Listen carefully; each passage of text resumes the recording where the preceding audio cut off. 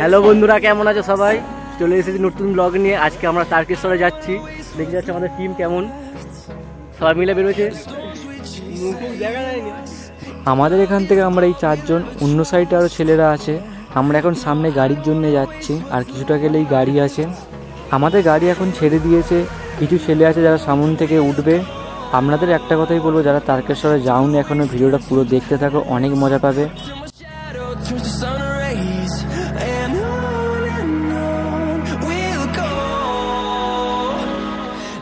শ্যাওড়াপুলির কাছেই চলে এসেছি আমরা। খাওয়া দাওয়া করা হবে, তাই গাড়ি থামানোর কথা বলছে। গাড়ি থেমে গেছে, এবারে খাওয়া দাওয়া করা হবে। আমাদের টিমের মেম্বার্সরা সব এখানে বসে পড়েছে, আমিও এখানেই বসবো। আর আজকের আইটেমে মুড়ি, আলুর দম, ঘুগনি আরও অনেক কিছু ছিল, সাথে মিষ্টিও ছিল। রাস্তার ধারে বসে এইভাবে খেতে হবে এটা কোনোদিনও ভাবিনি। ফাইনালি আমরা এখন শ্যাওড়াপুলির এখানে চলে এসেছি। এখানে অতটাও ভিড় নেই, অন্য দিনের তুলনায় কমই আছে। তো শ্যাওড়াপুলি এখান থেকে আমরা জল তুলবো, পুজো দেবো, তারপরে আমরা তারকেশ্বরের দিকে রওনা দেবো।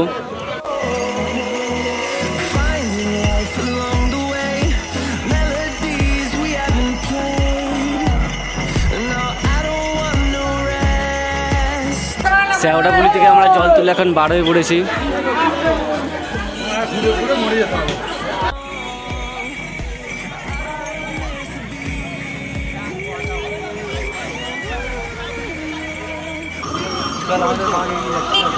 হ্যাঁ, যাবো ধরতে কতক্ষণ। তারকেশ্বর এরকম লাস্ট টাইম এসে আমরা একটা জিনিস দেখতে হবে, আগে ভাবিনি।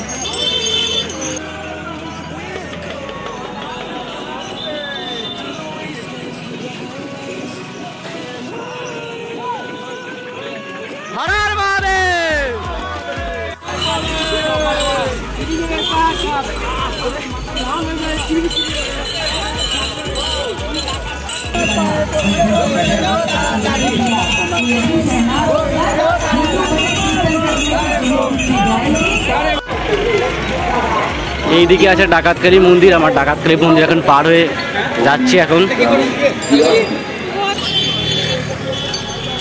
ডাকাতকালী মন্দির এখন পার হয়ে যাচ্ছি। আমরা 6:30 ওখান থেকে বেরিয়েছিলাম, এখন প্রায় 9টার মতো বেজে গেছে। পায়ের অবস্থা তো অনেকটা খারাপ হয়ে গেছে। আর কিছুটা যাওয়ার পরে আমরা সবাই রেস্ট নেব। অনেকটাই পরিশ্রম হচ্ছে, বুঝতে পারছো। এই ফার্স্ট বছর এসেছি।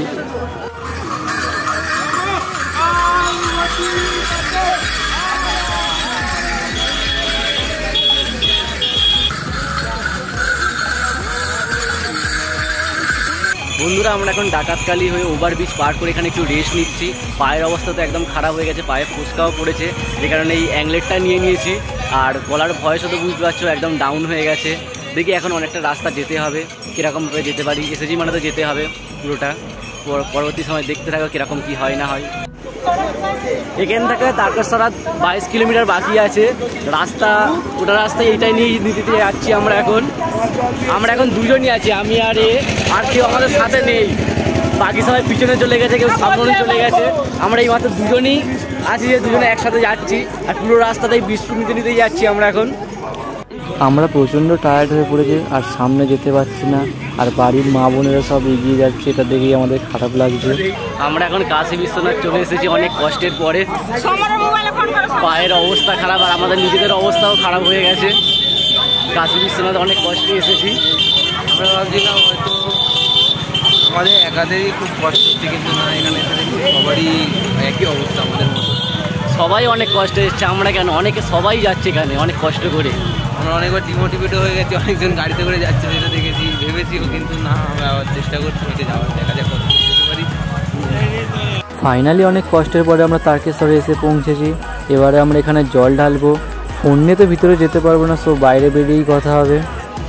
ফাইনালি আমাদের তারকেশ্বরে জল ঢালা কমপ্লিট হয়ে গেছে, কিন্তু জলটা যে কোথায় যাবে সেটা নিজেও জানি না, ভগবানও জানে না। যার মাথায় পড়েছে সেটা, যার মাথায় পড়েছে সেই জানে, আমরা নিজেরাও জানি না, ভগবানও জানে না আদেও ভগবানের মাথায় যাবে কিনা। তো জল ঢালা আমাদের কমপ্লিট হয়ে গেছে।